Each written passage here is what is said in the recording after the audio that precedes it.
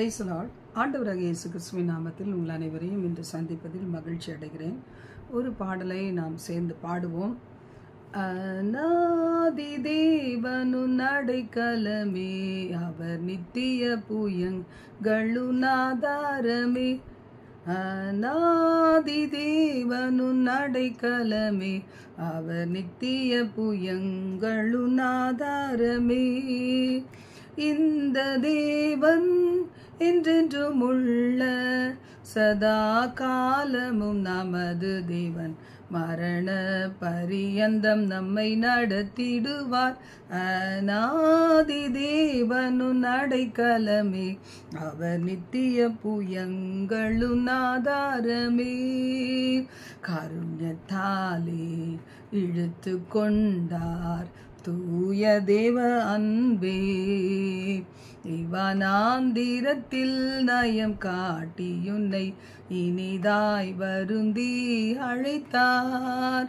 இந்த தேவன் என்றென்றும் உள்ள சதா காலமும் நமது தேவன், மரண பரியந்தம் நம்மை நடத்திடுவார்.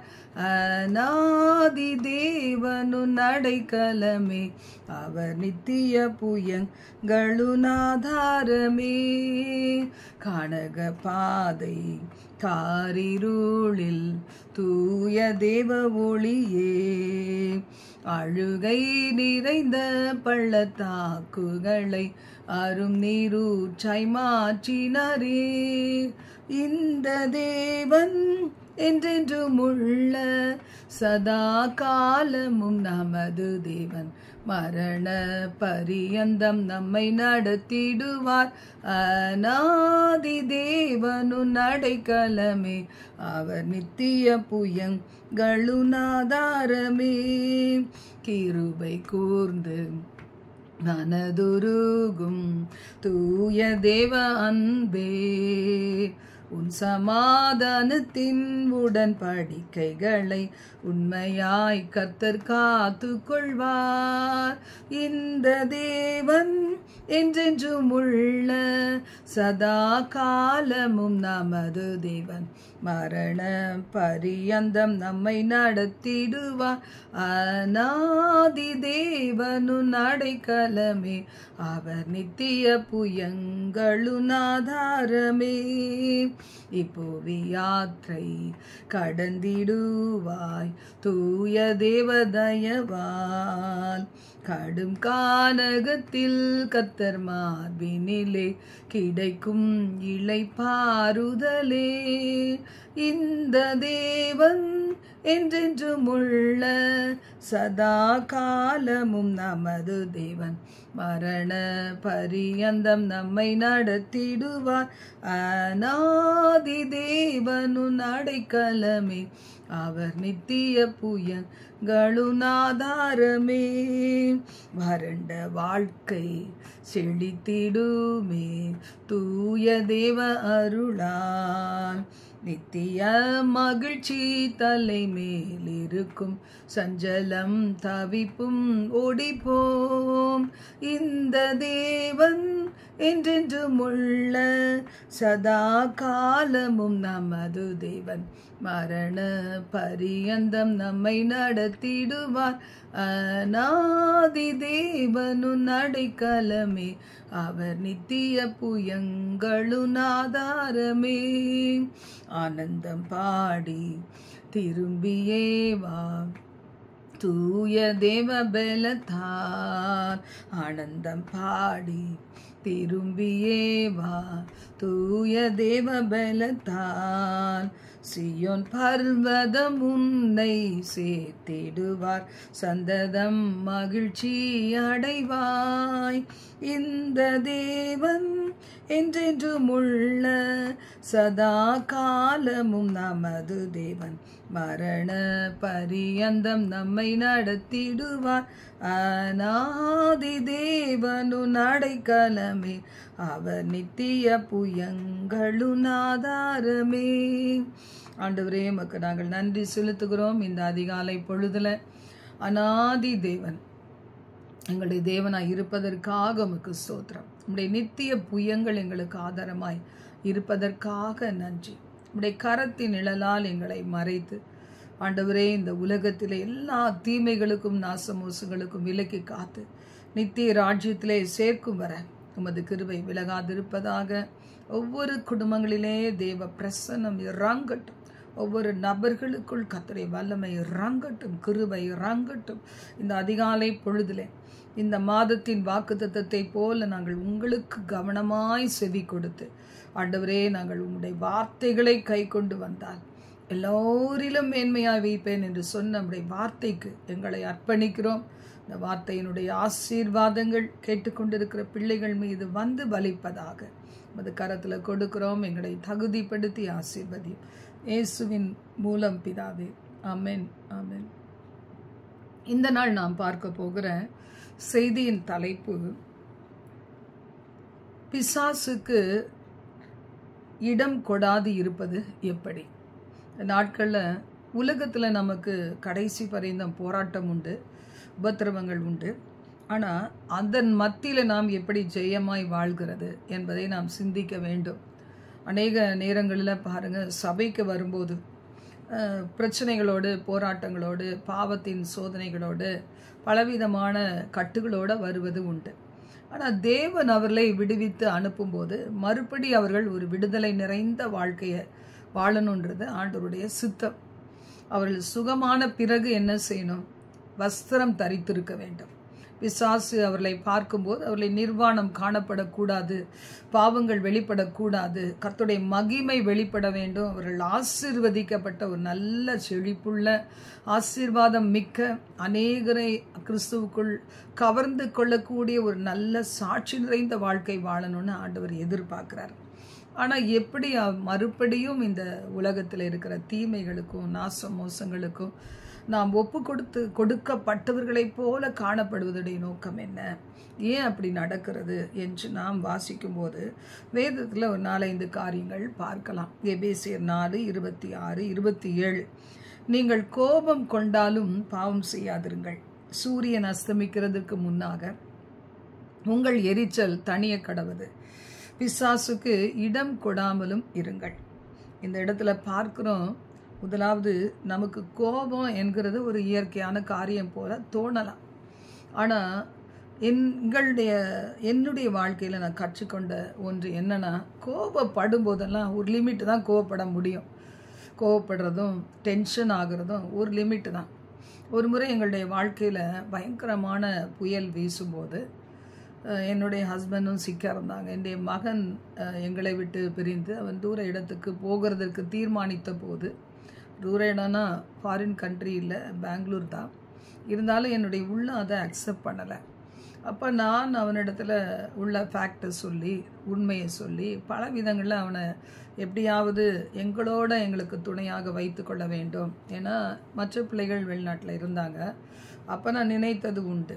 அதனால் அவன்கிட்ட நான் ஆர்கியூ பண்ணும்போது, அவன் என்னோட பேசும்போது ஒரு லிமிட்டில் மிகவும் அதிகமாக சத்தம் போட்ட போது உடனே எனக்கு ஒரு மயக்கம் வந்துடுச்சு. அன்னைக்கு முதல் இன்னைக்கு வரைக்கும் அந்த பெரிய சத்தம், அந்த அதிகமான சத்தம் யார் போட்டாலும், எங்கே பேசிக்கொண்டாலும் சரி, அது என்னுடைய சரீரத்துக்கு அது ஒத்துக்கொள்வது இல்லை. சில நேரங்களில் அதிகமான சவுண்டு வைப்பாங்க. நம்ம சர்ச்சில் கூட சில இடங்களில் பார்த்திங்கன்னா மீட்டிங்ஸில் அதிகமாக சவுண்ட் வைப்பாங்க. அது எனக்கு ஒத்துக்கொள்வது இல்லை. உடனே அந்த தலைக்குள்ளே ஏதோ பண்ணுற மாதிரி இருக்கும். அப்போ பாருங்கள், ஒரு லிமிட்டு தான் கவலைப்படுறது, கோபப்படுறது, டென்ஷன் ஆகிறது. இது தெரியாதபடிக்கு அநேக தங்களுடைய சரீரத்தை கெடுத்து கொள்ளுகிறாங்க. கொஞ்சம் கொஞ்சமாக அது என்ன செய்யுது, நம்மையே அழித்து விடக்கூடிய அளவுக்கு அது எக்ஸ்டெண்ட் ஆகுது, அது அதிகமாயிருது. அப்போ அந்த ஒரு வரைமுறைக்கு உட்பட்டு தான் நம்ம உணர்வுகளை கூட உடையவர்களாக இருக்க முடியுது. அது கோபமோ, கவலையோ, பயமோ, இல்லை வேறு எந்த உணர்வுகளாக இருந்தாலும் ஒரு சர்டன் லிமிட் தான். அதுக்கு மேலே நம்மளால் தாண்டி போக முடியாது. அப்போது இந்த இடத்துல பார்க்குறோம், கோபம் கொண்டாலும் பாவம் செய்யாதிருங்கள். அந்த ஆபேலை குறித்து காயினுக்கு கோபம் உண்டானது. ஆனால் அதோடு அவன் கோபம், எரிச்சலெல்லாம் தணிஞ்சிருக்கணும். ஏன்னா ஆண்டவரே வெளிப்படுத்துகிறாரு, உன் சகோதரன் மேலே எதுக்கு நீ நியாயமில்லாமல் கோபித்து கொள்ளுகிறாய்? நீ நன்மை செய்தால் உனக்கு மேன்மை இல்லையோ? அப்படிலாம் சொல்கிறாரு. உடனே அவனுக்கு தணிஞ்சிருக்கணும் அந்த கோபம். ஆனால் அந்த கோபம், எரிச்சல், பகை, கொலவெறியாக மாறிடுச்சு. கடைசியில் தன் சகோதரனை தானே கொலை செய்து தூக்கி போட்டுட்டான். அப்போ கர்த்தர் பாருங்க வார்த்தை சொல்லுது, சூரியன் அஸ்தமிக்கிறதுக்கு முன்பாக. ஏன்னா எல்லாருக்கும் ஒரு பழக்கம் உண்டு. நைட்டில் தூங்கும்போது என்ன சொல்லுவேன், என் ஆவி என் ஆத்துமா சரீரத்தை என்னுடைய ரத்தத்தில் கொடுக்குறேன், எந்த சத்துருவும் என்னை தொடாதபடி, இரவின் பயங்கரம், இருளில் நடமாடும் கொள்ளை நோய்கள் இதெல்லாம் தொடாதபடி பாதுகாத்து கொள்ளும். ஒருவேளை சில நேரங்களில் தனித்து விடப்படும் போது இந்த ஜெபம் வந்து ரொம்ப ரொம்ப அவசியமான ஜெபமாகவும் ஒரு பாதுகாவலை கொண்டு வரக்கூடிய ஒரு உணர்வு நமக்கு வர்றதுக்காக ஒரு ஜெபமாகவும் இருக்கும். அப்படி நம்ம நைட்டில் தேவ சமூகத்தில் நம்ம இரவில் நம்ம படுக்கிறதுக்கு முன்னாடி நம்ம ஆயத்தமாக்கும் போது ஆண்டோடைய வார்த்தை சொல்லுது, உங்களுடைய கோபம் தனிய கடவுது, எரிச்சல் தனிய கடவுது, பிசாசுக்கு இடம் கொடுத்து விடாதிருங்கள். அப்போ எத்தனையோ மாதங்கள் வருஷங்கள் தன்னுடைய சொந்த குடும்பத்தில் கூட பேச்சுவார்த்தை இல்லாதபடி 4 சுவர்களுக்குள்ளாக ஒன்றாய் வாழுகிற பிள்ளைகள் எப்படி இருப்பாங்க? அப்போ அவங்க பிசாசுக்கு இடம் கொடுத்தவர்களாய் சிறுக சிறுக சிறுக அந்த அந்த சீடு, அது எதை விதைக்கிறோமோ அதை தான் அறுப்போம்னு சொல்லியிருக்கு. அப்போ அந்த விதை என்ன செய்யும்? கொஞ்சம் கொஞ்சமாக வளர்ந்து பெரிய மரமாக மாறி, அப்போ அந்த கசப்பு தன்மை குடும்ப வாழ்க்கையை வந்து என்ன செய்திடும்? அழித்து விடும். அதுதான் வசனம் சொல்லுது, பிசாசுக்கு இடம் கொடுத்து விடாதிருங்கள். சில குறிப்பிட்ட நாட்களில் பாருங்கள், கட்டுகளை உடையவங்க குடும்பத்தில் நிறைய சண்டை வரும். ஒருவருக்கு ஒருவர் மிஸ் அண்டர்ஸ்டாண்டிங் வரும். ஒருவருக்கு ஒருவர் சண்டை, கெட்ட வார்த்தைகளை சில பேர் பேசி பழகியிருப்பாங்க. அந்த கோபம் எக்ஸ்டெண்ட் ஆகும். கோபம் ஒரு நிலைக்கு மேலே வரும்போது பார்த்தீங்கன்னா அவங்க என்ன செய்வாங்க? அந்த கெட்ட வார்த்தைகள், முன்பு பயன்படுத்தின வார்த்தைகள், ஒருத்தர் டிரைவ் பண்ணும்போது கூட சில பேர் பேசுகிறத நான் கவனிச்சிருக்கிறேன். நல்ல ஒரு குடும்பத்தில் பிறந்தவங்களா இவங்களாம் அப்படின்னு நினைக்கிற அளவுக்கு கெட்ட வார்த்தைகள் தாராளமாக வரும். அது சாதாரணமாக பேசிட்டு போயிட்டே இருப்பாங்க. அந்த வார்த்தைகள் கேட்குறவங்களையே தீட்டுப்படுத்துமானா அதை பேசுகிறவங்கள எவ்வளோ தீட்டுப்படுத்தி பிசாசுக்கு அது வழியை திறந்து கொடுக்கறது போல் மாறும் என்பதை மறந்துடுறாங்க. அதுக்கு பிறகு ஒருத்தருக்கு உடம்பு சரியில்லை, சுகம் இல்லை, பொருளாதார நெருக்கடி, ஏதோ தேவையில்லாத ரிப்பேர்கள் வரும். காரு ரிப்பேரு, அங்கே பிரேக் டவுனு, அது இதுன்னு வரும். அப்போ அந்த நேரத்தில் என்ன செய்வாங்கன்னா கர்த்தரை நொந்து கொள்வாங்க. தாங்க எப்படி அந்த சாத்தானுக்கு இடம் கொடுத்தோங்கிறத மறந்து போயிடுவாங்க. ஆண்டவருடைய வார்த்தை சொல்லுது, பிசாசுக்கு இடம் கொடாதே, தணியணும். அந்த கோபம் எப்படி வந்து அந்த சூரிய வெளிச்சம் போக போக தணிந்து ஒரு குளிர்ந்த தன்மை வருகிறதோ, ஒரு இருட்டிட்டு வருதோ, அந்த மாதிரி உன்னுடைய அந்த தன்மை மறைந்து ஒரு சமநிலைக்கு வர வேணும்னு கர்த்தர் சொல்றாரு. தாவீது அதனால தான் தன்னுடைய படுக்கையில் கூட தேவனை நினைத்தாராம்.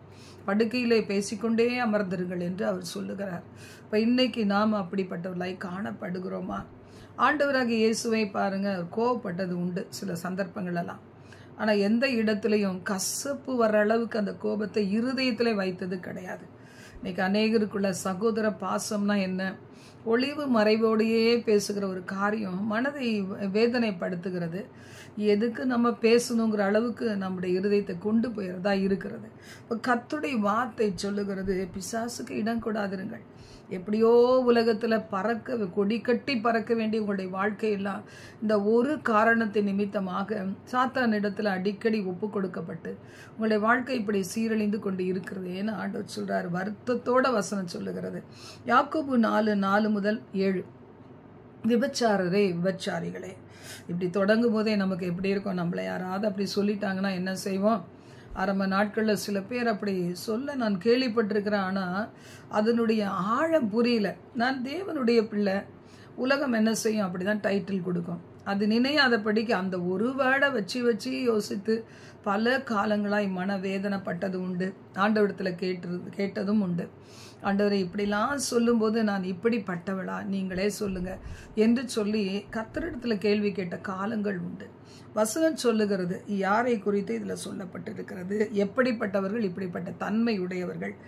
உலக சிநேகம் தேவனுக்கு விரோதமான பகை என்று அறிகிறீர்களா? ஆகையால் உலகத்துக்கு சிநேகிதனாக இருக்க விரும்புகிற தேவனுக்கு பகைஞனாக இருக்கிறான். நல்ல தேவ பிள்ளைகளாக இருப்பாங்க, ஆனால் உலகமெல்லாம் தன்னை சிநேகிக்க வேண்டும். உலக மனிதர்கள், உலக பிரகாரமான மனுஷர்கள், அவர்கள் அக்கம் பக்கத்தில் இருக்கலாம், ஒருவேளை ஆஃபீஸில் வேலை செய்கிறவங்களா இருக்கலாம், நம்ம அறிந்தவர்களாக இருக்கலாம், நம்ம முதன்முறை பார்க்குறவங்களா கூட இருக்கலாம். ஆனால் அவங்க எல்லாம் நமக்கு ஃப்ரெண்டாயிடணும் அப்படின்னு நம்ம நினைப்போம். பாருங்கள், வசனம் சொல்லுது உலக ஸ்நேகம். உலக ஸ்நேகம்னா ஒரு மனிதர்களை மட்டும் இல்லை, எதை பார்த்தாலும் அதில் ஒரு அட்ராக்ஷன். அதை வாங்கணும், இதை வாங்கணும், அதை செய்யணும், இதை செய்யணும், வீட்டை நிரப்பணும், அதை சாப்பிடணும், இதை சாப்பிடணும், அந்த பொருளை தள்ளிடக்கூடாது. இந்த ஒரு காரியத்தை நம்ம சர்ச் பண்ணி பார்த்துட்டோமா கூகுளில், அப்போ நம்ம அதை ஒதுக்கிடக்கூடாது. அதான் சாலமோன் சொல்கிறார், என் கண்கள் இச்சித்தவைகளை ஒன்றை கூட நான் விட்டு வைக்கல. ஏன்னா ராஜா இந்த நாளில் சாதாரண வேலை செய்கிறவங்களே விட்டு வைக்காத போகுது, ராஜாக்கள் என்ன செய்வாங்க? அப்போ இதில் சொல்லப்பட்டிருக்கு, உலக ஸ்நேகம் தேவனுக்கு விரோதமான பகைஞ்ச அறியீர்களா? உலகத்துக்கு சிநேகிதனாக இருக்க விரும்புகிறவன் தேவனுக்கு பகைஞ்சனாக இருக்கிறான். எப்படி ஒரு ஹஸ்பண்ட் அண்ட் ஒய்ஃப் இணைக்கப்படும் போது ஒருவருக்கு ஒருவர் விரோதமாக துரோக செயல்கள் வேற எங்கேயோ நேசம் வைக்கும்போது அது விபச்சார வேசித்தனம் சொல்லப்பட்டிருக்கு. அப்படித்தான் தேவனையும் நேசித்து அதே சமயத்தில் உலகத்தையும் நேசிக்கணும், உலகம் என்னை நேசிக்கணுங்கிறதுக்காக உலகத்தின் வழியில் ஓடுகிறவங்களும் அப்படித்தானே வேதம் சொல்லுகிறது. வசனம் சொல்லுகிறது, நம்மில் வாசமாயிருக்கிற ஆவியானவர் நம்மிடத்தில் வைராக்கிய வாஞ்சியாய் இருக்கிறார் என்று வேத வாக்கியம் சொல்லுகிறது. வீணாய் சொல்லுதான் இந்த வார்த்தை. நமக்குள்ள ஆவியானவர், நம்மை நிரப்புகிற ஆவியானவர், தினமும் கிருபையை கொடுக்குற ஆவியானவர், அவருக்கு தான் தெரியும் இந்த அதிகாலை பொழுதுல இந்த நாளில் நீங்கள் என்னெல்லாம் ஃபேஸ் பண்ண போகிறீங்க, எப்படிப்பட்ட சோர்வுகள் வரும், எப்படிப்பட்ட மனிதர்கள் உங்கள் இருதயத்தை உடைக்க காத்திருக்கிறாங்க, எப்படிலாம் திட்டம் போட்டு இருக்கிறாங்க, என்ன சூழ்ச்சிகள் எல்லாம் அவருக்கு மட்டும்தான் தெரியும்.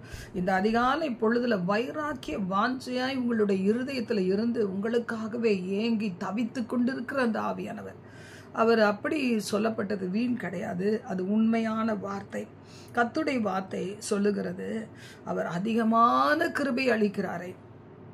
பாவம் பெருகின இடத்தில் கிருபை அதிகமாய் பெருகிடுச்சு. நம்ம தேசமெல்லாம் பாவம், அதனால தான் நம்ம என்ன செய்கிறோம், காலை தோறும் கிருபைகளை பெற்றுக்கொள்ளுகிறோம்.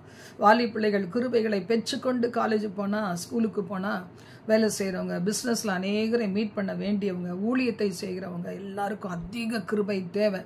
ஏன்னா அது ஒரு எக்ஸாமினேஷன் ஃபியர் தான் ஊழியத்தை செய்கிறது. வெளியே போய் ஊழியத்தை செய்யும்போது விசுவாசிகளுக்கு முன்னாடி நிற்கிறது, பொல்லாத பல வெரைட்டி ஆஃப் பீப்புள் மத்தியில் நிற்கும் போதெல்லாம் அது ஒரு எக்ஸாமினேஷன் ஃபியர் தான் உண்மையான தேவ பிள்ளைகளுக்கு, ஊழியர்களுக்கு இருக்கும்.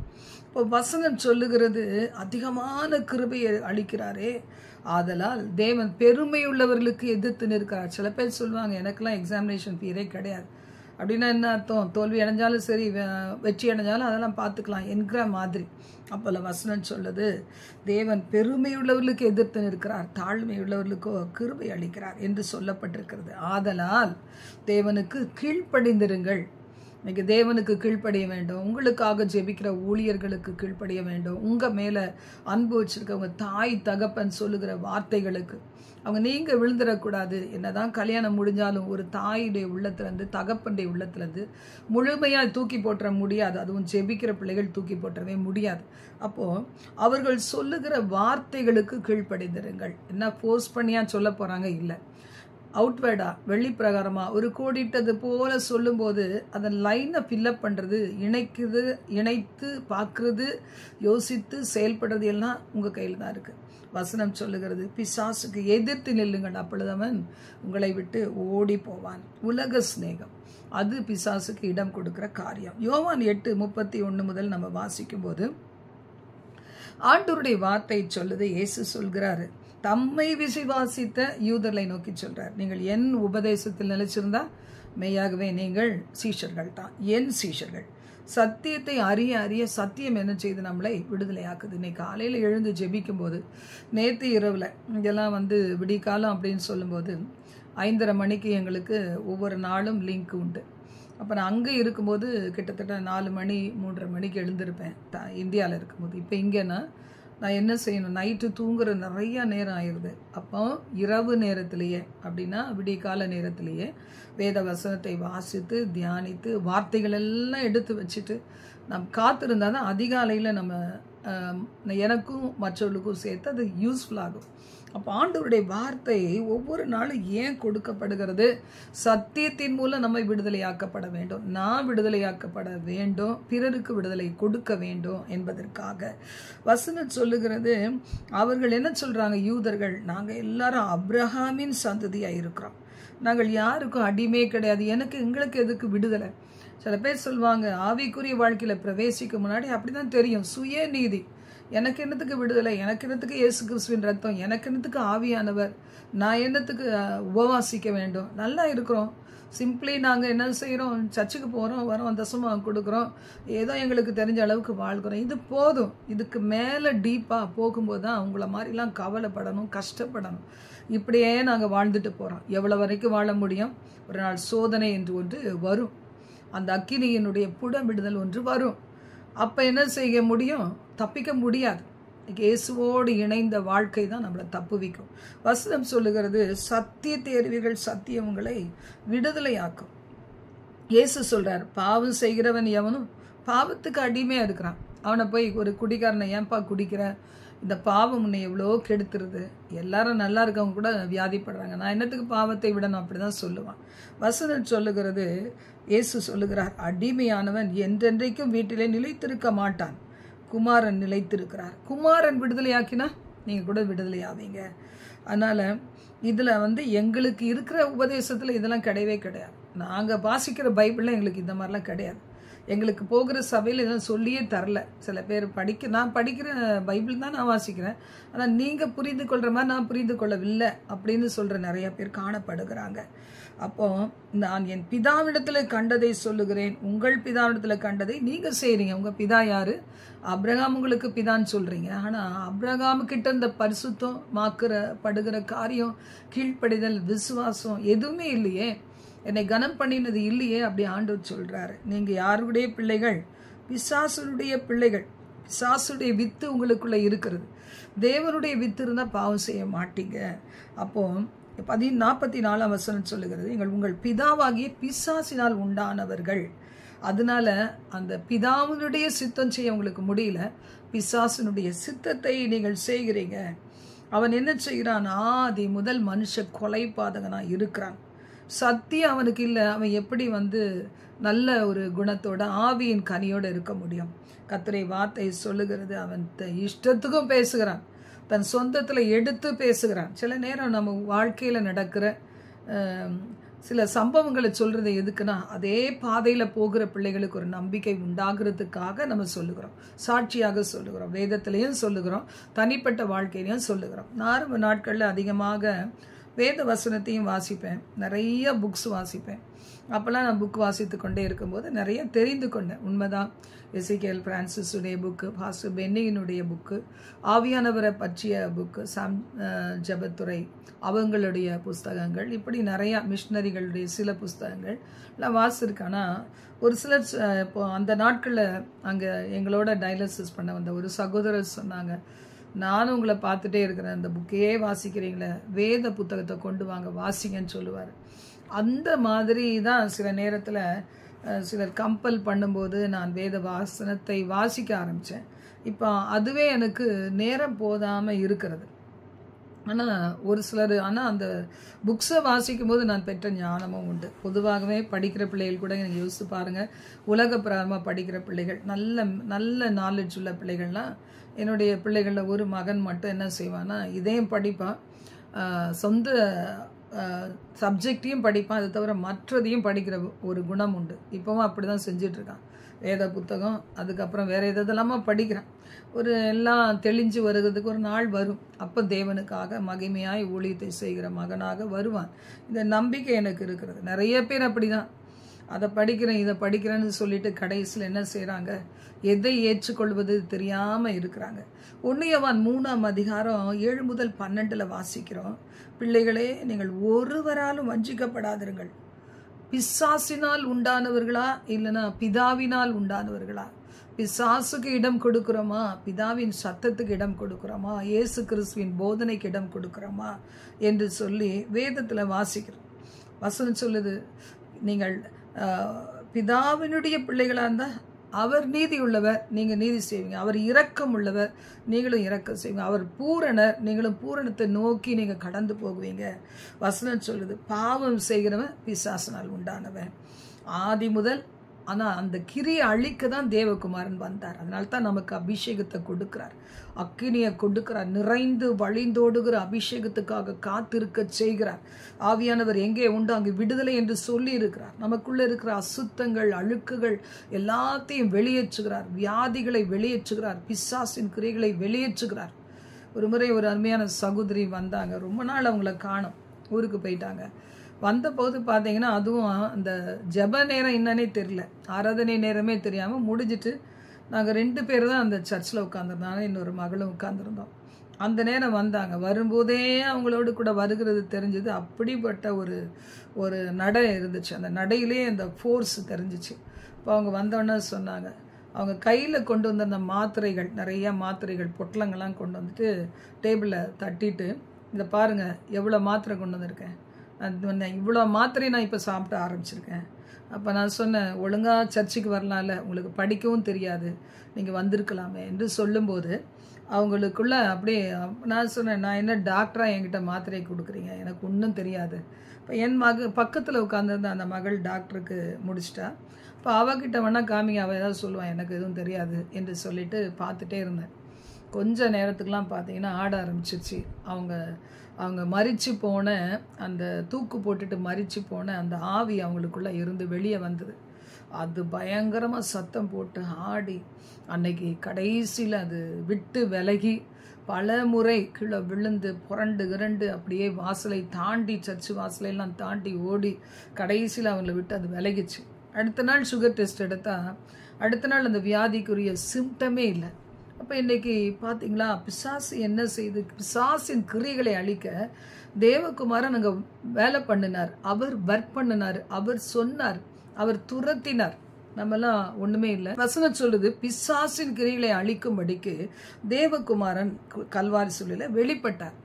வசனம் சொல்லு பாருங்க, தேவனால பிறந்தவன் பாவம் செய்யவே மாட்டான். எந்த இடத்துக்கு வேணா போகலாம். ஆனால் ஜெபம் பண்ணிட்டு போயிட்டு நமக்கு ஒத்துக்கொள்ளாததுன்னா விலகி வந்துடணும். அது சாப்பாடாக இருக்கலாம், சிலரோடு பேசுகிற வார்த்தைகளாக இருக்கலாம், சில இடத்துக்கு போகிற காரியங்களாக இருக்கலாம். ஜாக்கிரதையோடு இருக்க வேண்டியது அவசியம். வசனம் சொல்லுகிறது, தேவனால் பிறந்தவன் பாவமே செய்ய மாட்டான், தேவனுடைய வித்து அவனுக்குள் இருக்கிறது. அப்போ இதில் தெரிஞ்சு போயிடும் தேவனுடைய பிள்ளை யாரு, பிசாசின் பிள்ளை யாரு. இப்போ உள்ளுக்குள்ளே பிசாசு இருக்கும்போது நம்மளை நேசிக்கிறவங்கள கூட நேசிக்க முடியாது, எவ்வளோ அன்பு செலுத்தினாலும் புரிந்து கொள்ள முடியாது. எல்லாமே பகையாக தான் தெரியும். எல்லாமே இவங்க பொறாமைனாலும் செய்கிறாங்க, இவங்க எனக்கு தீமை செய்கிறவங்க, இவங்க என் கட்சி கிடையாதுன்னு அவங்கள துரத்தி விட்டுரும். இதுதான் பிசாசுடைய சுபாவம். ஆண்டவருடைய வார்த்தை சொல்லுது, பிசாசினால் உண்டானவளாக இராதீங்க. ஒருவேளை பிசாசு உங்களை பிடித்திருக்குது போல தெரிஞ்சா கர்த்தரிடம் வாங்க, அவர் விடுதலையை தருவார் என்று சொல்லி வேதம் சொல்லுது. எபேசியர் 6:10-17 நம்ம நிறைய தடவை வாசிருக்கோம். ஆண்டவருடைய வார்த்தை சொல்லுது, கர்த்தரிலே பலப்படு, அவருடைய வல்லமை, அவருடைய மைட், அவருடைய பவர், அவருடைய அக்கினியிலே, அவருடைய அபிஷேகத்திலே பலப்படு அப்படின்னு சொல்லியிருக்கு. அடுத்தது பிசாசை எதிர்த்து நிற்கணும்னா சர்வாயுத வர்க்கத்தை தரித்துக்கொள் என்று சொல்லி அதையும் நம்ம நிறைய முறை பார்த்துருக்குறோம். இன்றைக்கி அந்த இதை மட்டும் நம்ம பார்க்குறோம். சர்வாயுத வர்க்கத்தை தரித்துக்கொள். 1 தீமோத்தேயு 4:12 சொல்லுது, உன் இளமையை குறித்து ஒருவனும் அற்பமாக எண்ணாத படிக்கு. சில பேர் சொல்லுவாங்க, இது வாலிப வயசில் அதான் சீர்கெட்டு போகுது, ஆடிக்கிட்டு திரியுது, ஒரு நாள் அடங்கிறதுக்கு வரும்னு சொல்லுவாங்க. அந்த மாதிரி உன்னை ஒருத்தனும் அசட்டை பண்ணி விடாதபடி எதுலையும் உன் இளமையை குறித்து, உன் நடக்கை குறித்து, உன் வார்த்தை குறித்து, நீ பெற்ற ஆவியை குறித்து, விசுவாசத்தை குறித்து, கற்பை குறித்து யாரும் உன்னை குறித்து அற்பமாய் நினைத்து விடாதபடி. உன்னை போன்ற விசுவாச பிள்ளைகளுக்கு, ரட்சிக்கப்பட்டவங்க இல்லை, எல்லாரும் காலேஜ் படிக்கிறவங்க கிடையாது, அப்போ அவர்களுக்கு முன்பாக மாதிரியாயிரு என்று வேதம் சொல்லுது. அசட்டை பண்ணாதே, பிசாசு உன்னை பிடித்து கொள்ளும். யூதா 1:12-15 கூட நம்ம வாசிக்கும் போது 19-23, 24, 25 இதெல்லாம் நம்ம பார்க்கும்போது வசனம் சொல்லுகிறது, பரியாசக்காரருடைய கூட்டத்தில் சேராது. பரியாசக்காரர் ஜாலியாக பேசும்போது சொல்லுவாங்க, கர்த்தர் வர்றதெல்லாம் கிடையாது, அப்போ மோட்ச நரகம்லாம் ஒன்றுமே கிடையாது, ஏதோ இயேசுவின் பிள்ளையாக வாழ்ந்தால் போதும், கோயிலுக்கு சர்ச்சுக்கு போனால் போதும் என்றெல்லாம் சொல்லுவாங்க. கர்த்தருடைய வருகை எங்கே வரப்போகுது? ஏன்னா அவங்க பாவம் செய்கிறாங்க, அவங்க துணைக்கு அநேக ஆத்துமாக்களை தேடுறாங்க, அவங்களையும் கொண்டு போய் நரகத்தில் தள்ளுவதற்கு பிசாசு காத்திருக்கிறாங்க. வசனம் சொல்லுகிறது, நீங்கள் அவங்களோடு கூட இருக்காதீங்க. இவங்க எப்படிப்பட்டவங்களா இருப்பாங்க? முறுமுறுக்கிறவங்களா, முறையிடுகிறவங்களா? 16ஆம் வசனம், இச்சையின்படி நடக்கிறவர்களா இருப்பாங்க, எப்போதும் இருமாப்பானவைகளை பேசுவாங்க, முகஸ்துதி செய்வாங்க. பிறர் முகஸ்துதி செய்யும்போது அவங்க என்ன சொல்லுவாங்க, உங்களை மாதிரி யாரும் இல்லை சிஸ்டர், உங்களை மாதிரி யாருமே இல்லை பிரதர், பாஸ்டர் அப்படிலாம் சொல்லுவாங்க. அதுக்காக முகஸ்துதி செய்வாங்க. ஆண்டவருடைய வார்த்தை சொல்லுது, 19ஆம் வசனத்தில் இவர்களெல்லாம் பிரிந்து போகிறவர்கள், ஜென்மஸ்பாவம் உள்ளவர்கள், இவங்களெல்லாம் விட்டுட்டு நீ என்ன செய், நீ வெளியே வா, ஆவி இல்லாதவர்கள். அப்போ அதனால மகா பரிசுத்தமான விசுவாசத்தின் மேல் உங்களை உறுதிப்படுத்தி கொண்டு ஆவியிலே ஜெபம் பண்ணி உங்கள் அன்பிலே, தேவ அன்பிலே உங்களை காத்துக்கொண்டு நித்திய ஜீவனுக்கு நான் போகணுமே, தேவ இரக்கம் எனக்கு கிடைக்கணுமே, கடைசி வரைக்கும் அதிலே நீ காத்துரு. முடிஞ்சதுன்னா மற்றவர்களை எடுத்து விடு, ஆனால் நீ போய் அந்த சகதிக்குள்ள சேத்துக்குள்ள சிக்கி விடாதே என்று சொல்லி கர்த்தருடைய வார்த்தை சொல்லுது. நீதிமொழிகள் 17:13 முதல் 15 வரைக்கும் நன்மைக்கு தீமை செய்யாது, தேவன் அருவருக்கிற பாவம் அது. உனக்கு நன்மையே செய்யும்போது, உன் நன்மையே ஒருத்தர் உனக்காக தேடும்போது, புத்தியுள்ள ஸ்திரீ, குணசாலியான ஸ்திரீ, அவள் உயிரோடு இருக்கிற வரைக்கும் தன் கணவனுக்கு நன்மையே தேடுவாளாம். சபை என்ன செய்யணும்? கர்த்தருக்கு கீழ்ப்படிய வேண்டும், கர்த்தருக்கு அருவருப்பானவைகளை செய்யக்கூடாது. அப்போ நாம் இப்படி செய்யும்போது பிசாசுக்கு இடம் கொடுத்து விடுகிறோம். சோதிக்கக்கூடாது, தேவனை கோபம் ஊட்டக்கூடாது. இதெல்லாம் நம்ம சங்கீதம் 95 வாசிக்கிறோம். நீங்கள் வாசித்து கொள்ளுங்க. கர்த்தரை கம்பீரமாய் பாடி, அவரை துதித்து, அவரை ஆராதித்து, மகிமைப்படுத்தி நம்ம ஆண்டவரை ஸ்தோத்தரிக்கும் போது நிச்சயமாய் பிசாசின் கிரிகள் அழிக்கப்படும். ஒரு பாஸ்டர் ஒரு முறை என்னுடைய வீட்டில் என்னை பார்க்கும்படி வந்தபோது, ஆரம்ப நாட்கள் என்னுடைய ஹஸ்பண்ட் மரிச்சு போன அந்த சமயத்தில் ஒரு சில ஊழியக்காரர்கள் வந்து ஆறுதல் சொல்லி ஜெபித்துட்டு போனாங்க. அப்போ அந்த நேரத்தில் ஒரு பாஸ்டர் வரும்போது நான் உள்ள நுழையும் போதே தெரியுது, நீங்கள் எவ்வளவு தூரம் கண்ணீரில் ஜெபத்தை ஜெபித்து இந்த இடத்துல இருக்க பயங்கர போராட்டங்கள் சுற்றிலும். அந்த இடத்துலையே கிறிஸ்டியன்னு யாருமே கிடையாது, அந்த தெருவிலே கிடையாது. அந்த தெருவில் கேட்டால் சொல்லுவாங்க, எங்கள் கிறிஸ்தவங்க யாருமே கிடையாது சொல்லுவாங்க. இப்போ ஆனால் வந்துட்டாங்க பாருங்கள். நான் மூட்டை பூச்சியை நசுக்குனா பெருகிறது போல எவ்வளோ பத்திரவங்களை சந்திக்க வேண்டி இருந்துச்சு. ஆனால் அந்த இடத்துக்கு வரும்போது அந்த ஊழியக்காரர் சொன்னாங்க, நீங்கள் நல்லா ஜெபம் பண்ணி ஆண்டவரோட எவ்வளவு கண்ணீரோடு ஜெபம் பண்ணி போராட்டங்களை ஜெயித்து வரீங்கன்னு கர்த்தர் சொல்கிறார். இன்னும் தேவனை துதிக்க வேண்டும், ஆராதிக்க வேண்டும். நான் செய்கிறது அதுதான், ஜெபிக்கணும் இல்லையோ எப்போதும் தேவனை துதித்து கொண்டே இருப்பேன்னு சொன்னார். அது எனக்கு அப்போ புரியல, ஏன்னா அந்த நேரம் ஒரு ஆழமான காயம். அதனால் அதிகமாக செய்கிறதெல்லாம் ஜெபம் ஒன்று தான். அப்போ பார்த்தீங்கன்னா இப்போ நமக்கு தெரியுது, துதிக்கும் போது, ஸ்தோத்தரிக்கும் போது. இனி ஒரு அருமையான ஊழியக்காரர் அவருடைய சபை விருத்தி அடையும்படியாய், சூழ்ந்து இருக்கிற இருள் விலகும்படியாய் ஒவ்வொரு மாதமும் பார்த்தீங்கன்னா ஒரு குறிப்பிட்ட நாளில் காலையில் அதிகாலை துவங்கி சாயந்தரம் 6 மணி வரைக்கும் துதி ஆராதனை மட்டும் அங்கே நடக்கும். ஒரு முறை நானும் கூட போயிருக்கிறேன். எனக்கு ஒரு குறிப்பிட்ட நேரம் கொடுத்தாங்க. தேவனை துதித்து ஆராதிக்க கர்த்தர் உதவி செய்தார்.